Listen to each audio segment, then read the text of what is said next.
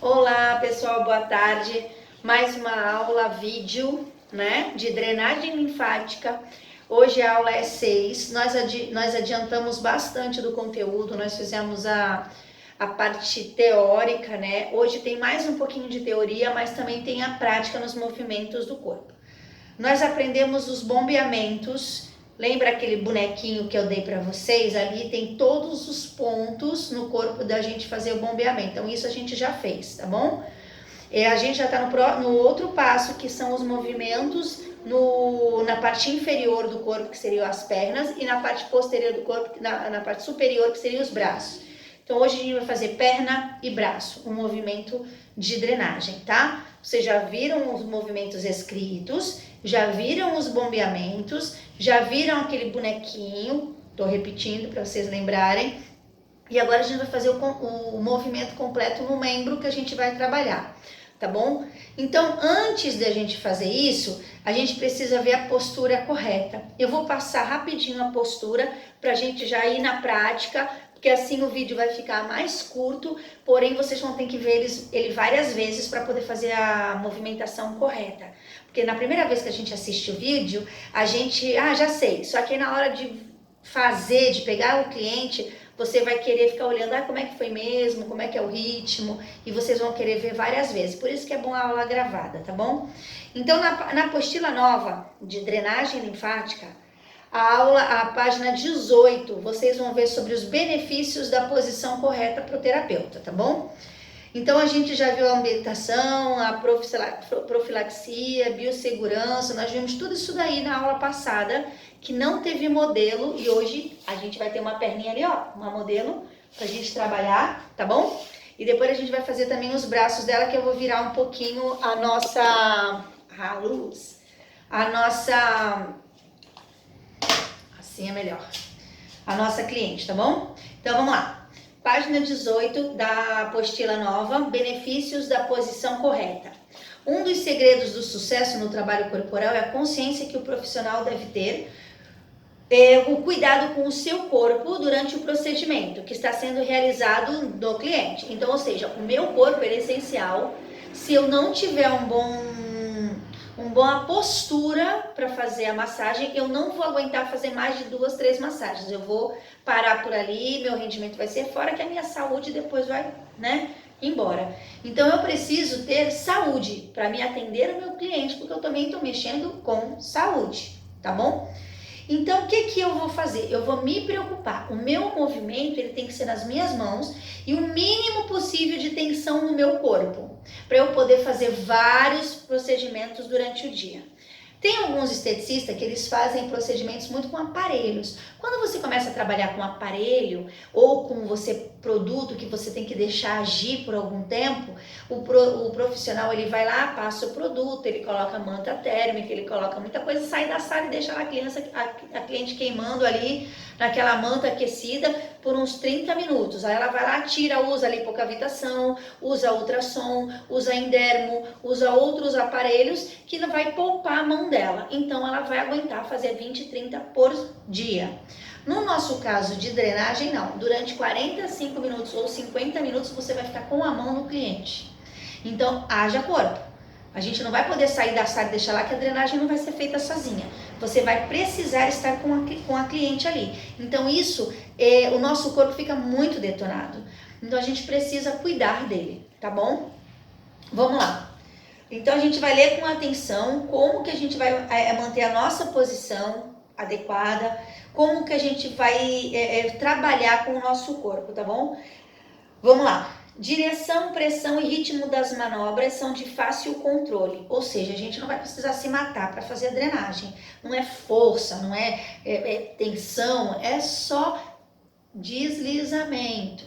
Uma pressão, ela é suave, ela é rítmica, tá bom? Ela não precisa de força, ela precisa de deslizamento. E deverá realizar a DLM, que é a drenagem linfática manual, com o mínimo de esforço e energia para preservar o terapeuta. A tensão mecânica sobre o corpo deve ser evitada, para que não haja lesões prejudiciais à saúde e ao bem-estar do terapeuta. As mãos e todo o corpo devem estar relaxado para facilitar os movimentos e não causar pressão ao profissional. Aí tá lá, postura de esgrima. Nós vamos ver agora como que funciona a postura de esgrima. Na página de vocês tem um desenho assim, tá vendo? Eu vou tentar imitar o melhor desenho, a melhor posição possível para vocês verem aí.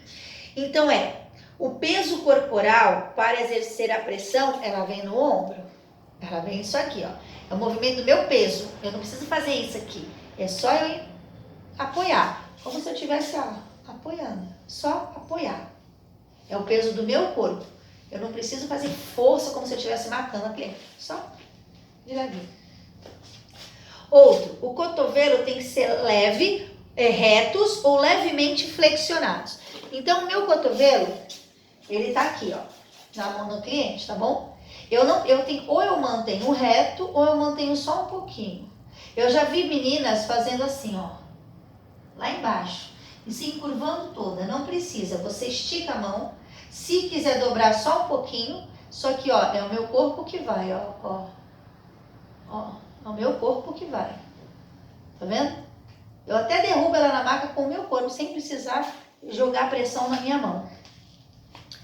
Tá lá, joelho frontal, semiflexionado e oscilando para frente e para trás. E o pé frontal alinhado à maca. Então vamos lá, vou colocar um pouquinho aqui pro lado para vocês verem o pezinho da cliente. Olha só, eu tô na perna dela, eu tô do lado da maca. Então o meu pé, esse pé aqui na frente, ele vai ficar posicionado apontando para a maca, para a parede lá na frente, ó, na direção do lado, na lateral da maca. Então eu tô com uma perna para frente e a outra perna tá para trás, tá bom? A perna da frente que vai dobrar o joelho, então ele vai fazer isso, ó, como se eu estivesse numa academia. Vai ser, olha como a minha coluna fica retinha, ó. Tá vendo? Eu não fico assim. Eu não fico assim. Eu simplesmente relaxo meus ombros e eu vou na minha perna, ó. Quando eu dobro a minha perna, é quando eu vou fazer a pressão do meu corpo com a minha mão esticada. Então, vamos lá. Eu coloquei o creme aqui, tá? Qual é o primeiro passo para a gente fazer a drenagem? Bombeamento. Bombeamento inguinal, bombeamento na poplítea, bombeamento no maléolo, a mesma coisa na outra perna, maléolo, poplíteo e inguinal. Fez os bombeamentos? Fora que a gente vai fazer na axila, a gente vai fazer no cubital, que aqui nós vamos fazer o punho, nós vamos fazer no occipital. E na clavícula. Todos esses pontos, eles têm que ser bombeados. Vocês lembram dos linfonodos, das bolinhas, do filtro que a gente está fazendo ali dentro, da gente está desentupindo o ralo. Então, o movimento de bombeamento é para desentupir o ralinho, tá bom? A gente já desentupiu o ralinho, agora eu vou ficar na lateral do meu cliente e vou fazer os bombeamentos. Olha só. Bombeamento. Ó. Ó meu corpo. Ó meu corpo. Meu cotovelo tá até molinho. Meu ombro tá relaxado. Tá vendo, ó? Se eu fizer desse lado de cá, dá pra vocês verem de frente, ó como é que tá, ó. É o meu corpo que vai. Ele para porque meu braço tá, ele tá endurecido. Então, o que eu fiz? Eu apoiei e segurei, ó. Apoio e seguro. E quando eu faço isso pra frente, eu vou ter que me movimentar. Então, em vez de eu me movimentar com o corpo, eu vou me movimentar com o joelho. É o joelho que vai. Tá bom? Essa é a posição de esgrima. Então, lembra? Perna pra frente, a outra pra trás, que nem esgrima. Que a gente vai lutando, assim, né? A esgrima que a gente faz assim, é a mesma coisa. Uma perna pra frente, outra perna pra trás. E a perna da frente que vai dobrando. Tá fácil aqui. Pela foto tá bem fácil. O que eu queria mostrar pra vocês é o corpo mesmo. Porque a perna está protegendo o meu corpo. É o movimento da perna que protege a tensão no meu corpo. Na página 19 tem outro movimento. Tai Chi. Como é que é o movimento de Tai Chi? Quando a gente faz aquele exercício de Tai Chi Chuan ou Lian Gong, que eu já dei para vocês uma vez, a gente vai abrir as pernas e flexionar um pouquinho só o joelho. Deixa só o joelho um pouquinho flexionado, só de levinho, né? Bem de frente. Então a gente faz assim, ó. Esse é o movimento na lateral. Quando eu for trabalhar com a lateral do corpo. Então vamos lá. Na drenagem eu trabalho esgrima. É a minha perna e meu corpo tá duro, ó. No máximo meu braço segura para mim não deitar. Porque eu tô relaxada. Para fazer os bombeamentos. Tai Chi Chuan. Vira de frente, flexiona o joelho. E agora vai trabalhar assim, ó. Na cliente. Quando eu trabalhar na drenagem não tem esse movimento, mas o meu corpo, se eu trabalhar na lateral do cliente, ele vai ser assim, tá? Vamos ver outro movimento, que agora eu vou para a cabeceira da minha cliente, ela vai abaixar os bracinhos e eu vou mostrar a cabeceira da cliente, tá bom? Vamos lá. É o movimento de vai e vem. Esse movimento é quando a gente está aqui na cabeceira da maca. Se eu tiver que trabalhar o ombro ou as costas, agora eu estou bem mais perto da minha cliente. Então, ela está de máscara, mas por causa da pandemia a gente vai colocar, eu vou colocar também. Quando eu for trabalhar de frente, eu vou colocar uma perna na frente e outra perna atrás, que nem a esgrima. Que igual ao movimento de esgrima. Só que não vai ser o meu joelho só que vai dobrar na frente. O meu pé atrás, ele vai ficar na ponta do pé. Por quê? Porque quando eu trabalhar as costas, vamos supor, eu vou trabalhar as costas do cliente, a claqueta de costas. Que eu for trabalhar as costas, ó, a minha perna vai me lançar pra frente. Minha perna que levanta pra frente. Aí eu não vou precisar ficar fazendo isso. Fazendo isso. A minha perna que vai me lançar. E eu vou pra frente com a minha perna de trás elevada. Entendeu? Vamos continuar. Então vamos lá. Perna de esgrima, uma para trás, outra para frente. A de trás vai levantar. A de trás vai levantar. Quando ela levanta, ela joga meu corpo para frente. Onde vai a atenção? Na perna. É a perna que está me sustentando o tempo todo. E sempre o meu corpo está reto. Ele vai e ele volta. Mas os meus ombros, ó, estão bem relaxados. Isso vai fazer com que você não crie aquela tensão no pescoço. Não force a sua cervical e depois não fique ruim. Vamos voltar aqui para a posição da perna e no braço dela, tá bom? Então, já que a gente viu as 3 posturas, esgrima, tai chi e vai e vem, agora quando eu trabalhar no meu cliente, eu vou ter que sempre me preocupar com o meu corpo. Sempre me preocupar comigo. Porque a minha saúde vai fazer o meu trabalho render mais. Eu sem saúde eu não consigo fazer nada. Tem uma outra postura aqui que é sentada. Eu não uso essa postura. Eu posso até ensinar para vocês qual que é, mas eu não costumo usar. Por quê?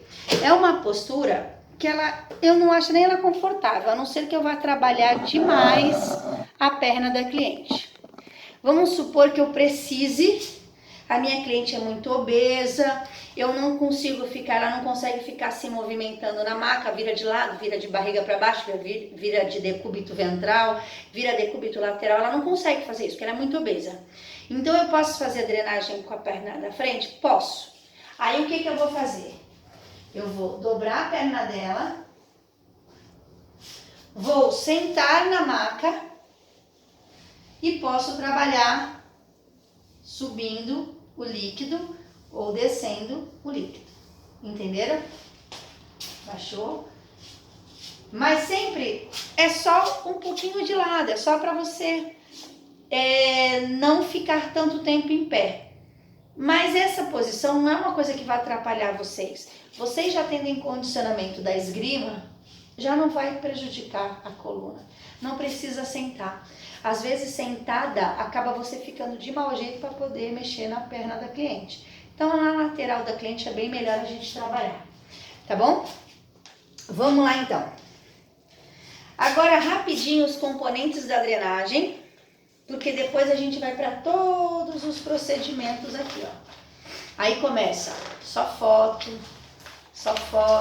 acho que são 20 páginas de fotos, ou mais. Só fotos do começo até o final, daí já era, tá bom?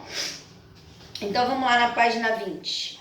A página 20, componentes da drenagem linfática. A direção da drenagem deve ser sempre centrípeta, em direção à circulação linfática e venosa. Poxa vida, a gente sabe que, lembra que a gente fez a circulação do sangue? Ele sai do coração, vai para o pulmão, o sangue sai do coração, vai para o pulmão, enche de oxigênio, vai para todos os órgãos do corpo, vai para a perna, vai para o braço e ele volta de novo para o coração. E quando volta, ele já é venoso, ele é um sangue rico em gás carbônico, não mais em oxigênio. Ele já é lento, ele é devagar, porque ele já veio com toda a força, depois ele volta devagar. E é por isso que se retém líquido no nosso corpo. Quanto mais devagar ele volta, mais líquido retém. Então, como eu tenho essa força centrípeta que é do organismo, o sangue vai, o sangue volta, o sangue vai, o sangue volta, ele não é corrido. O sistema linfático ele é lento, então ele corre junto com o sangue, só que bem devagarzinho, e ele volta mais lento ainda, quase parando. O que volta essas linfas? O que faz voltar esse líquido para o coração outra vez? A sua respiração e os seus movimentos, e principalmente a batata da perna, que é a panturrilha. Então toda vez que a panturrilha mexe, ela funciona como o segundo coração. Ela manda de novo o líquido do corpo movimentar e ir embora para o coração novamente. Poxa vida, se o meu sangue sai do coração, mas ele volta para o coração, para onde que é a drenagem? Para cima, levando para o coração, parte proximal do corpo, né? Vamos lá. Então a gente vai trabalhar aqui, ó, sentido de baixo para cima, de baixo para cima, que a gente está entrando sempre na parte do coração. Segundo lá, as vias linfáticas da cabeça e do pescoço desembocam na fossa supraclavicular, que é aqui em cima. Então, toda vez que eu tiver líquido aqui em cima, no meu rosto, no meu pescoço, ele vai para supraclavicular ou então na occipital aqui atrás. Sempre vai por aqui.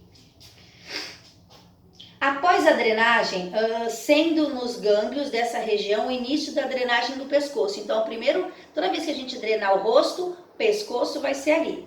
Depois dele, sim, você pode iniciar a drenagem na cabeça. Então, primeiro, trabalha os gânglios e depois faz a drenagem.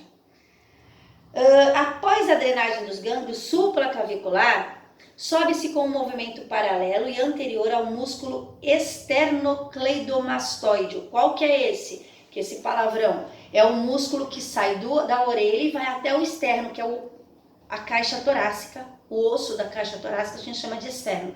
Então, por isso que ele vai até o externo, ele vai toda essa região aqui. Aí, depois que a gente fez a clavícula, a gente fez a occipital, a gente passa para a parte dos gânglios de cima aqui.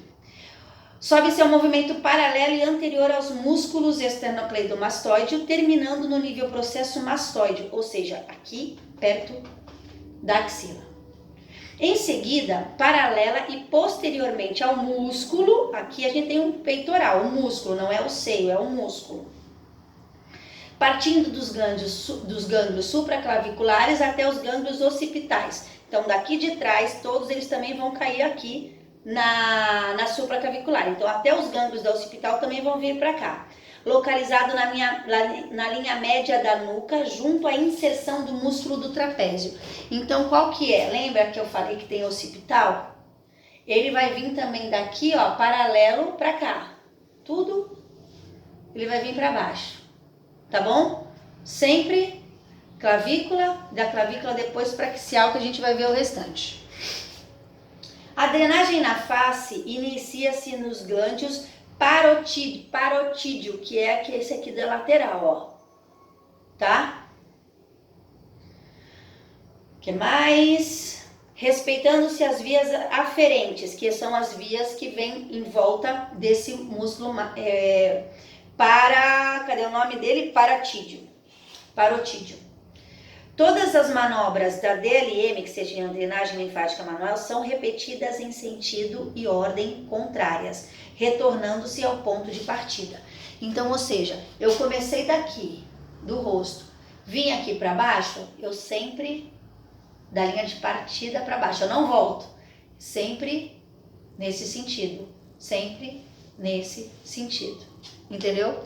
Quando for do rosto. A pressão também é componente importante dessa massagem. Lembra da pressão que eu falei? Ela não é com força, ela é apenas, ó, movimento de onda. Enquanto a sequência, que é aquela que a gente fez, sempre no mesmo, indo para aquela sequência de mandar para os gânglios, o ritmo e a mecânica dos movimentos independente do fator individual. Ou seja, onde eu tiver, em qualquer lugar, independente de onde eu tiver, eu vou sempre fazer o movimento de onda e levando o líquido, sempre levando o líquido. Por obedecer a um esquema fixo, sempre igual. A pressão adequada varia conforme as condições do tecido no momento da drenagem. Poxa vida, as minhas costas é mais grossa do que meu rosto. O meu rosto ele é mais suave. Então a pressão que eu vou fazer nas costas ela é mais profunda. E a pressão que eu vou fazer no rosto é mais suave, mas os movimentos são iguais. Então os movimentos e a direção são iguais. O que muda é a pressão dependendo do tecido. No rosto é mais mole, nas costas é mais dura, na perna então, né, que a gente quer que aperte bem, que não é para apertar, mas é onde a gente mais gosta de ser sentido do que o rosto. A pressão também é componente importante, como eu já falei para vocês. O que mais? Por obedecer um esquema fixo, a pressão adequada varia conforme as condições. A pressão adequada deve ser suficiente para impulsionar o líquido intersticial para dentro dos capilares linfáticos. Lembra? Os líquidos saem do sangue, ele deixa de ser sangue, ele vira líquido intersticial. Saiu do líquido intersticial, vai para a linfa, ele é ducto linfático, ele vira linfa. Quando ele está passando pelas linfas, que ele cai no sistema do coração, ele volta a ser sangue. Então a gente tem que captar esses líquidos intersticiais para virar linfa. Então a gente vai fazer esse movimento para tirar o líquido do tecido e entrar no ducto linfático, ok? Então essa pressão ela tem que ser suficiente para impulsionar o líquido. Lembra que eu falei do rodinho?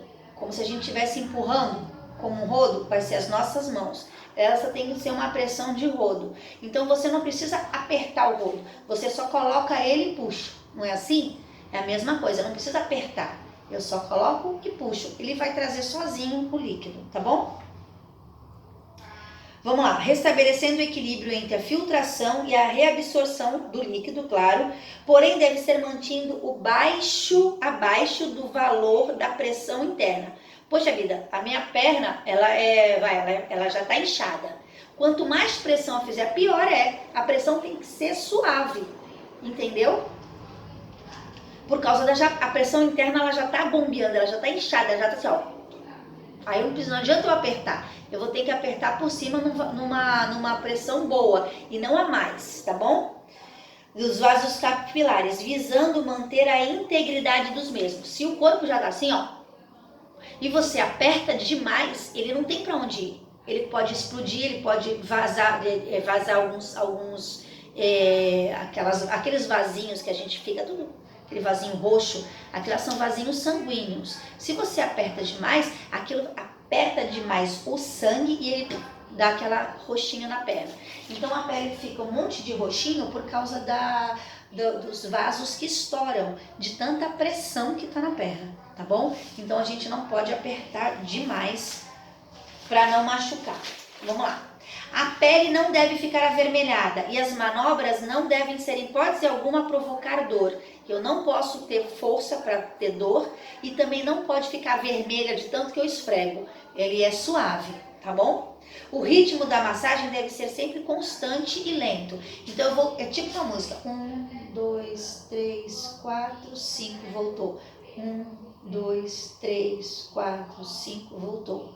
1, 2, 3, 4, 5, voltou. Agora eu vou trabalhar a mão. 1, 2, 3, 4, 5, voltou. Sempre a mesma coisa. Agora eu vou trabalhar as costas. 1, 2, 3, 4, 5, voltou. Ou seja, eu sempre tenho que ser rítmico do começo até o final. A sequência das manobras deve ser rigorosamente respeitada, só podendo passar para uma região subsequente, ou seja, distal, depois de terminada a região proximal. Lembra? Aqui está a minha inguinal, que eu vou trabalhar nela. Então, primeiro eu vou trabalhar do medial para o proximal e depois do distal para o medial e do medial para o proximal novamente. Então, eu sempre vou da metade para cima e depois do distal para proximal, tá bom? Continuando aqui. Com o objetivo de garantir o livre escoamento da linfa. A posição do cliente é fundamental para o resultado. A gravidade afeta o fluxo linfático e venoso, ou seja, a pessoa em pé, o sangue tende a descer. A pessoa deitada, o sangue tende a ficar mais fácil de ser manuseado. A maca deve estar elevada o suficiente para que esta força auxilie na drenagem. Se eu tiver com a minha maca aqui em cima, eu não consigo fazer a drenagem. Então ela tem que ter na minha posição que eu possa abaixar o corpo para fazer a pressão no meu corpo, tá? Se eu não estiver muito baixo, eu vou ter que abaixar demais, aí eu vou ferrar minhas costas. Então eu tenho que estar numa posição certa. Como é que é a posição certa? Você vai colocar o braço aqui do lado, ó. Onde ela bater com o punho é o certo. Meu punho bateu aqui, eu posso trabalhar, tá bom? Que aí eu já posso, ó, até aqui no máximo. Vamos lá, o que mais? Tem que ser elevado o suficiente para que essa força auxilie a drenagem. Porém, sem atrapalhar o conforto do cliente e do profissional. A minha maca não adianta. Eu vou comprar, se eu tiver aquelas macas de spa, ela é de madeira. Aquelas não têm regulagem. Elas são o mesmo tamanho para qualquer pessoa. Então, se eu for baixinha, eu ficar numa maca dessa, eu vou ter que colocar um banquinho. Uma pessoa muito alta, ela vai ter que abaixar um pouco o joelho, não vai ter jeito. Entendeu? Porque aquela lá não muda. Então, o certo seria ter uma maca aqui regulada nas pernas, os pezinhos.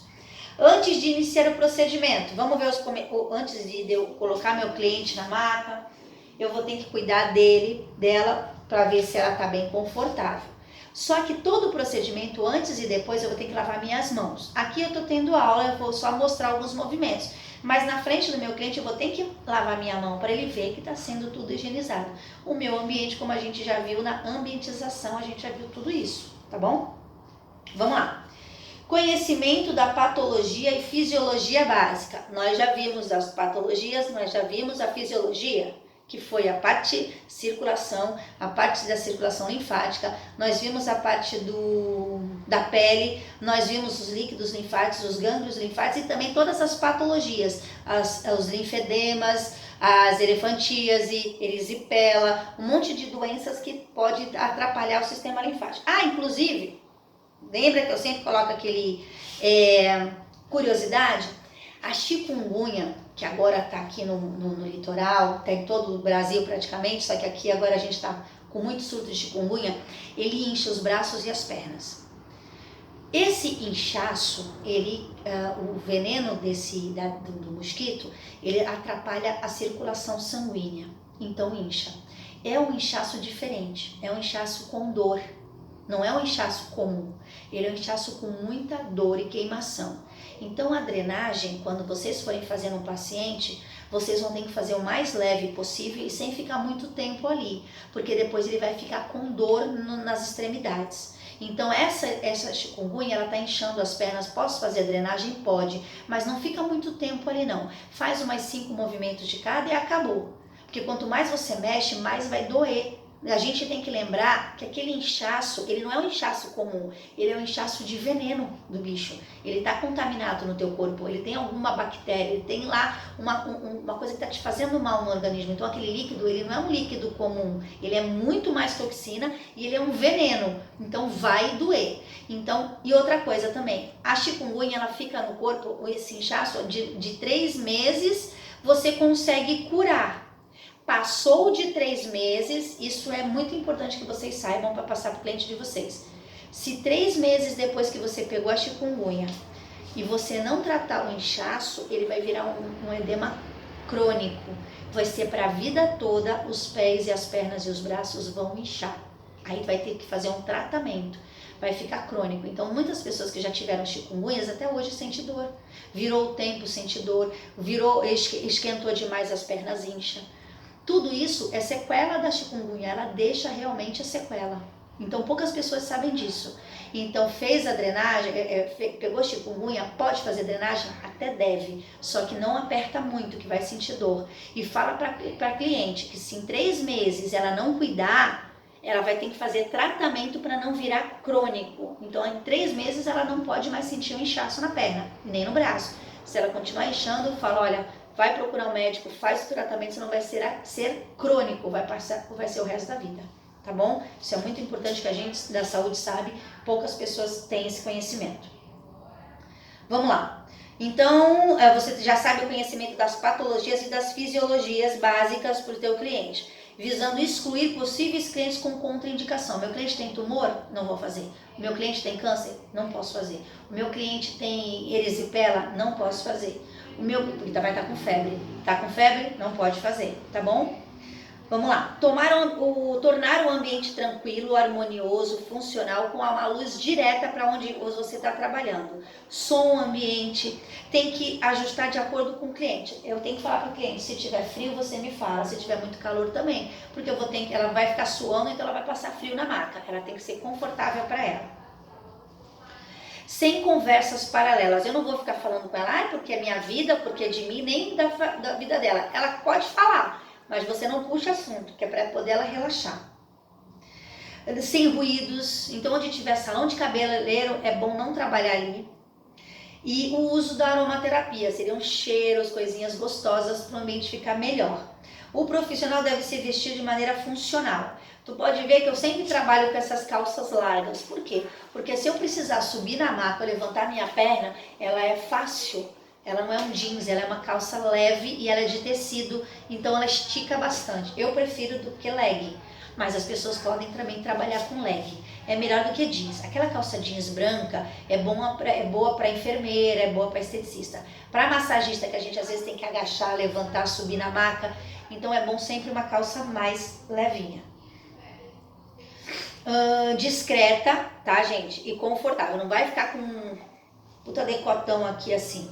Para tornar o movimento ergonomicamente correto e não causar ruídos ou incômodos durante o procedimento. Uso de salto. Toque, toque, toque, toque. Entendeu? Posicionar confortavelmente o cliente na maca com auxílio de apoios. Então eu posso usar rolinhos aqui embaixo. Eu não coloquei nela, mas eu posso usar. Inclusive eu tô na Microlins, tá? De frente pra você.